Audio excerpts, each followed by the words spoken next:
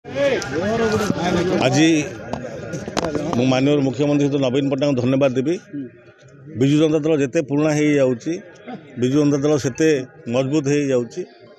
आज 27तम प्रतिष्ठा दिवस अवसर में आज माननीय मुख्यमंत्री प्रचेषा आज विजु जनता दल स्वाभिमान और विजु जनता दल आज बहुत आगे रही।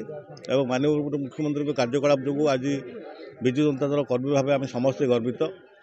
आज ओडिशार मुख्यमंत्री भाव माननीय मुख्यमंत्री जो भाव ओडिशावासी को भेटी देती ओडिशावासी को एक स्वतंत्र परिचय विश्व दरबार देती से आम समस्ते गर्वित। यही अवसर में आज विजु बाबू को आम प्रभात पुरुष विजु बाबू को मन पकाऊँ और विजु बाबू को जो स्वप्न था आज नवीन बाबू साकार कर महिला सशक्तिकरण कथा कहतु एवं ओडिशा को सौंदर्यकरण करने कथा कहतु एवं ओडिशार गमनागमन क्षेत्र में सशक्तिकरण करने कथा कहतु ओडिशार आईन श्रृंखला व्यवस्था कथा कहतु स्वास्थ्य शिक्षा सबू क्षेत्र में रूपांतरीकरण कर परिशेष मंदिर मस्जिद सबको मत रूपांतर कर आज ओडिशा को रूपांतरित कर एक नूतन ओडिशा नवीन ओडिशा निर्माण में माननीय मुख्यमंत्री जो कार्यकलाप से आम समस्ते गर्वित।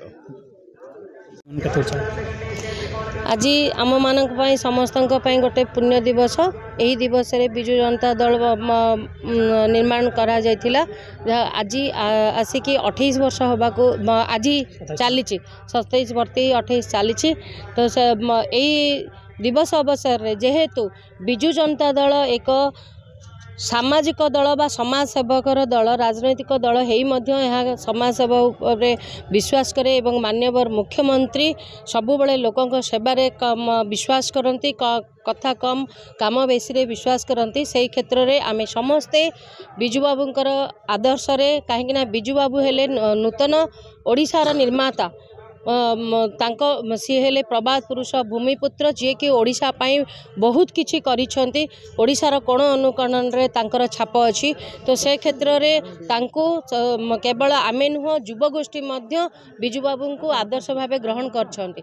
तो सही दल रे आमे शामिल होइकि निजको धन्य मन करूछु एवं तांकर पदांक अनुसरण करूछु। ता सहित तांको सुपुत्र मान्यवर विधायक मान्यवर मुख्यमंत्री श्री नवीन पट्टनायक मध्य आदर्श पुरुष जे कि काम रे विश्वास करती सी योग्य पुत्र सुयोग्य पुत्र योग्य पितांकर सुयोग्य पुत्र तांकर पदांक अनुसरण करी आमे मध्य समस्ते समाज सेवारे लागिछु।